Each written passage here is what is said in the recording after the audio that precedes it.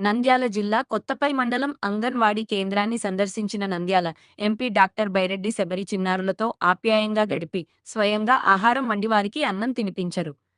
వారితో కలిసి భోజనం చేశారు. ఆహారం నాణ్యత, పరిశుభ్రత, చిన్నారుల సంక్షేమంపై ప్రత్యేక శ్రద్ధ చూపుతూ ఆదర్శంగా నిలిచారు. మా ఛానల్కు సబ్స్క్రైబ్ చేయండి. ఈ వీడియోకు లైక్ చేయండి. మీ స్నేహితులతో షేర్ చేయండి.